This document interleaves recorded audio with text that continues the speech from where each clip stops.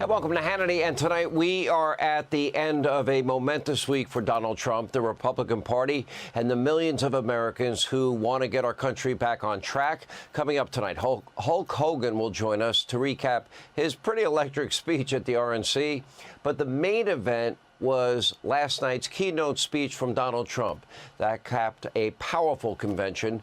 It was centered around courage, liberty, unity, keeping America safe, and the American dream. Only days after Donald Trump was nearly killed. Take a look. Less than 4 years ago, we were a great nation, and we will soon be a great nation again. In an age when our politics too often divide us, now is the time to remember that we are all fellow citizens. We are one nation under God, indivisible, with liberty and justice for all.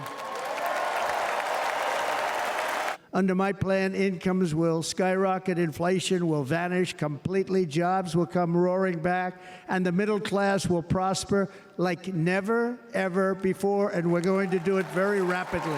I'm here tonight to lay out a vision for the whole nation.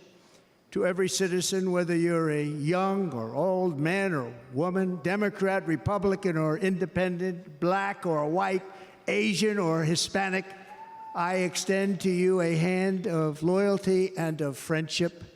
Together we will lead America to new heights of greatness like the world has never seen before.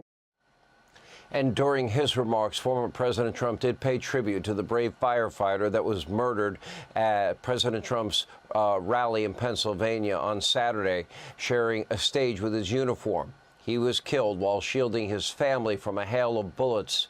Now, make no mistake, Saturday's violence puts a lot of things into perspective. And now it appears that the Republican Party, that they are more united, more determined than ever before. Take a look at this video put together by a Trump supporter on X. Look at this. Let me tell you something you already know. The world ain't all sunshine and rainbows. It's a very mean and nasty place, and I don't care how tough you are, it will beat you to your knees and keep you there permanently if you let it. You, me, or nobody is gonna hit as hard as life. But it ain't about how hard you hit. It's about how hard you can get hit and keep moving forward. How much you can take and keep moving forward. That's how winning is done.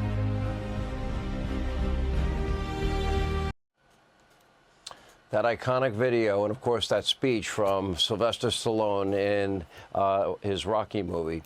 Now, the momentum behind Donald Trump is unlike anything we have ever witnessed. But with only 108 days until Election Day, only 59 days until early voting begins in Pennsylvania, and then around the country, a very different scene is playing out across the aisle, where the atmosphere is downright dismal.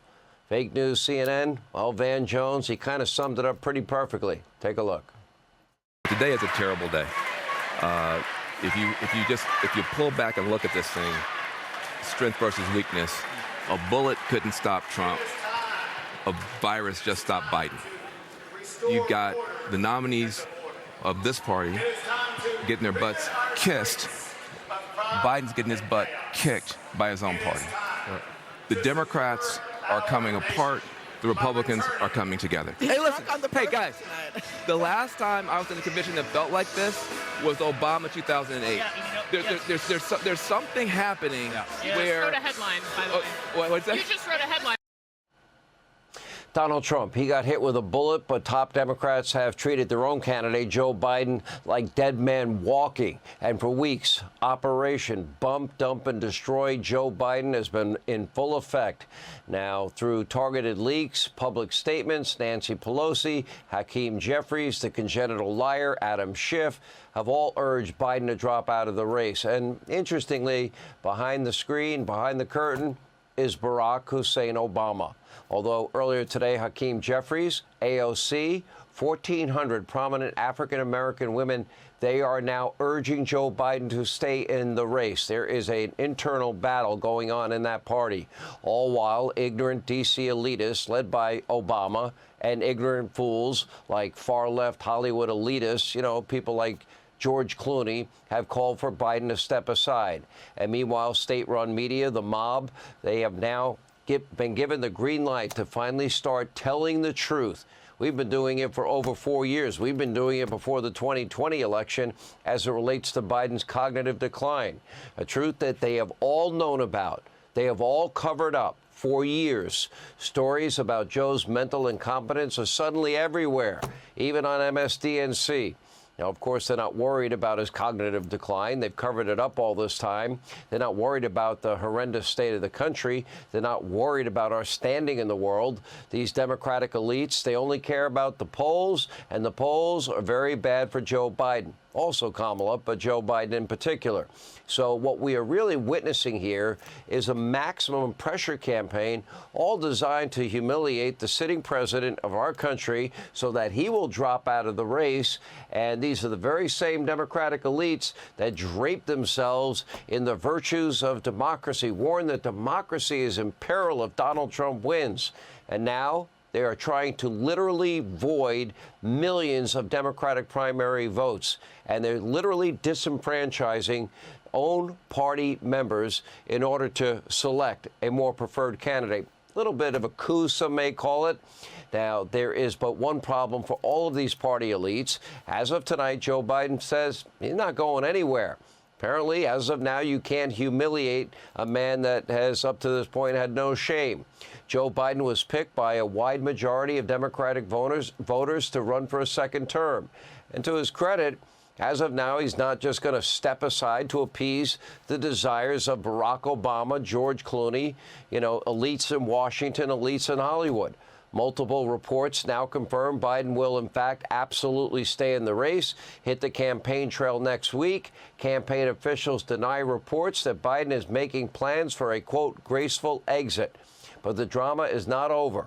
According to NBC News, top Democrats now plan to take their criticism of Joe Biden public next week if, in fact, he refuses private calls to step down.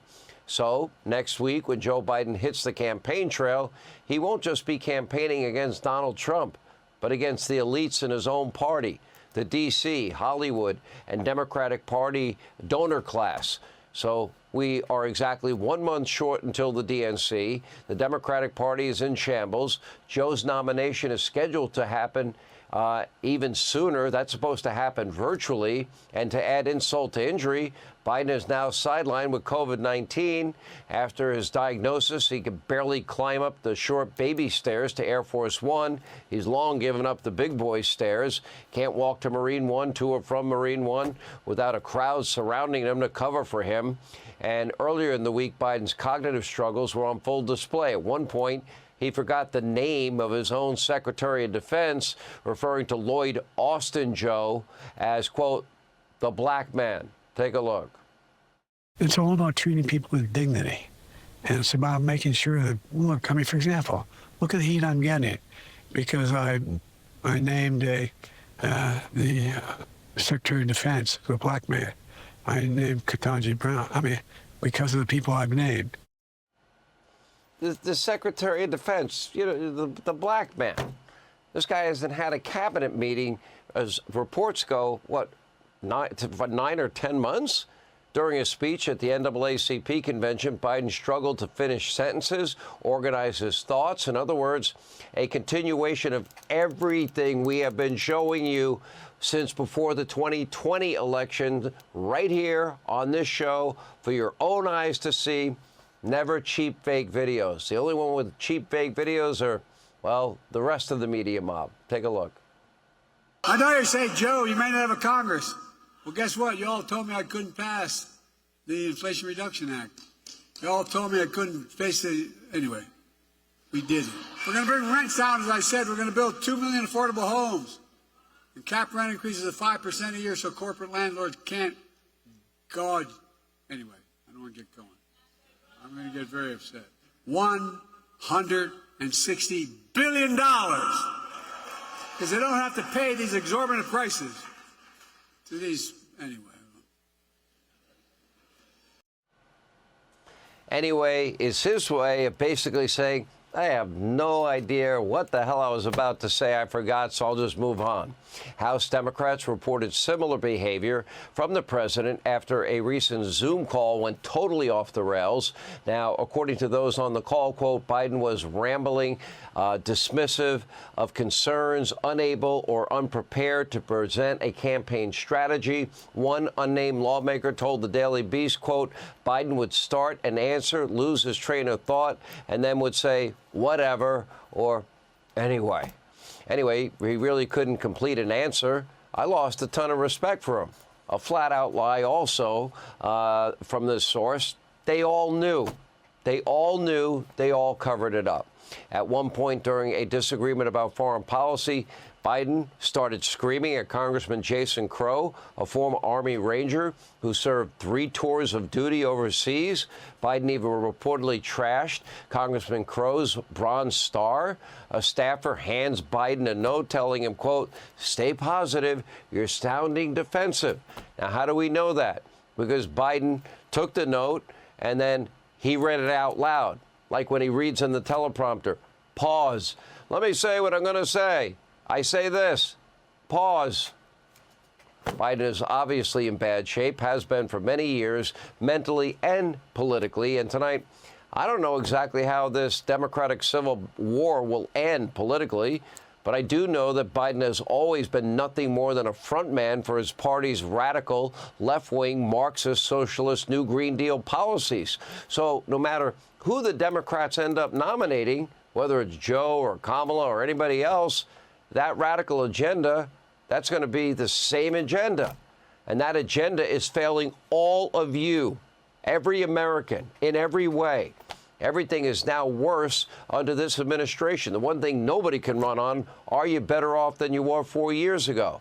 I'm talking about Biden inflation, record violent crime, even the Secret Service now facing a massive, and rightly so, crisis of confidence. The director, Kim Cheadle, refusing to step down. You know, I accept responsibility. I made the decision to put them inside the building. Why not surround the perimeter of the building? Why not have sniper eyes on the building?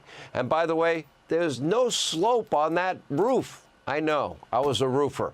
After Saturday's massive security failure, she won't even hold any regular press conference to update the public on the ongoing investigation. After there's any school shooting, within hours, we usually know a lot about the shooter. The head of the DHS, Alejandro Mayorkas, the head of the DOJ, Merrick Garland, the head of the FBI, Director Wray, are noticeably all missing in action. This was the biggest security failure in 50 years, and no one in the Biden administration even seems concerned. Democrats, their silence has been deafening. For at least an hour before the shooting, we now know the would-be assassin was being tracked as a suspicious person by the Secret Service. Why did he have a rangefinder? Who brings a rangefinder? Just happens to have it with them. And this was after he showed up at that checkpoint. They saw that he had it. And then they lost track of him, but they still let President Trump take to the stage. Now, this guy was captured on video, as you can see there. He was walking around outside the Trump rally, plotting his attack. He had a ladder and he had a rifle. That would be suspicious, no? And yet he was ultimately able to climb onto that roof with that ladder in plain sight, only 130 yards from Donald Trump. Cheadle claiming that her agents were not stationed on the roof because of the slight slope. Meanwhile, a Secret Service sniper team was positioned on a nearby roof, as you can see there, with an even steeper slope. But it gets worse. For what seemed like an eternity, Trump supporters, they spotted the shooter on that roof. They called out to law enforcement to stop him, and yet this amateur assassin was able to set up his long rifle and fire off multiple rounds before a Secret Service sniper returned fire. How can this happen? Who will take responsibility? By the way, is anyone else involved? Do we know anything about this? And will anyone in the Biden administration be held accountable for anything ever? Make no mistake, Biden should be his party's nominee. Why? He was elected by the millions of primary voters during that process. But let's be clear. Joe and his fellow Democrats should not be anywhere near the halls of government. They have failed all of you from day one. Are you better off than you were 4 years ago? And if Biden somehow manages to get reelected, you're just going to see more of the same. And all of you will suffer more. And our country will suffer more. And the world, because he's abdicated America's role as the leader of the free world, we are all suffering because of it. Hey, Sean Hannity here. Hey, click here to subscribe to Fox News YouTube page and catch our hottest interviews and most compelling analysis. You will not get it anywhere else.